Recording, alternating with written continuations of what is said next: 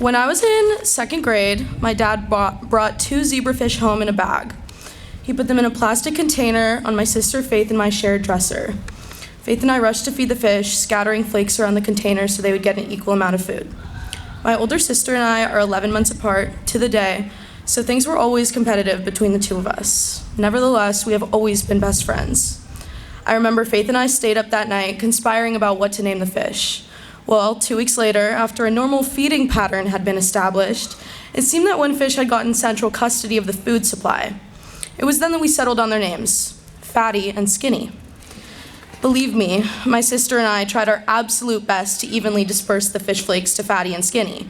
We thought that maybe it was a matter of separating the two when they ate and putting the fish flakes at opposite sides of the container. Food became a competition between the two fish just as Faith and I began to compete academically. Faith won the 3rd grade readathon. I had to find my chance to shine. Instead of enjoying good times with her, I began focusing on all my time on discovering a way to beat my sister. At home, we physically separated Fatty and Skinny with a bento box. But no matter what we did, Fatty and Skinny remained vastly different in size. Our container supply was looking pretty bleak after all of the house hopping Fatty and Skinny had done. That was when I suggested that we buy the fish an actual tank. At this point, I was reaching for the source of the problem.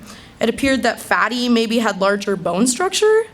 Whatever the problem was, we weren't going to find it in the bento box they currently resided in. So we headed back to the pet store. After explaining the fish's weight problems, we were directed to a very large luxury tank with an automatic feeder. Supposedly, this was the cure-all for Skinny's malnutrition. Faith and I wanted to make the new tank homey. It had space for a little castle that Fatty and Skinny could swim through, and we covered the bottom of it with pebbles. Every day, I would switch from a school setting where I was always trying to one-up Faith to a home setting where we were co-owners of an underweight fish. It seemed like the only time we were working together and not against each other was when we were helping Skinny. Back in the tank, Fatty and Skinny were doing much better than they had in the bento box. After a week, Faith and I even thought that Skinny had gained weight. But then, one fateful day, I came back to just one fish in the tank. Fatty looked much fatter and was swimming very slowly. Fatty dropped lower every time he swam forward. Something was terribly wrong. Fatty swam toward the castle, and I winced because he looked a little wide. Fatty proceeded with an attempt at swimming through the castle opening. My suspicion was right, and Fatty was now stuck. Then, something came out of Fatty's mouth. Was it a large piece of food? Was it a pebble? It was Skinny. Indeed, Fatty had fully consumed Skinny in a final attempt to satisfy his hunger.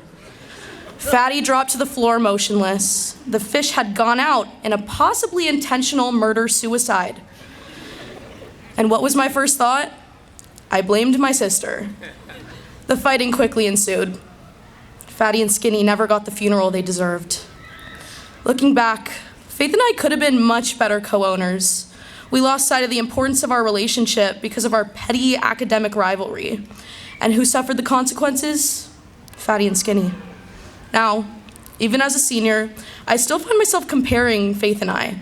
At the beginning of the year, one of my primary motivations for applying to good colleges was beating my older sister. But I've come to realize that we are 2 different people. And if we don't find our own strengths and learn how to co-manage our relationship, it will die, just like both the fish did. My sister's my best friend, but we have different goals and dreams. We have different paths in life. Trying to be better than her just takes a toll on our relationship, and I'd rather be friends with my sister than in constant competition with her. I will never forget Fatty and Skinny and all that they have taught me. I will continue to tell their story. Thank you.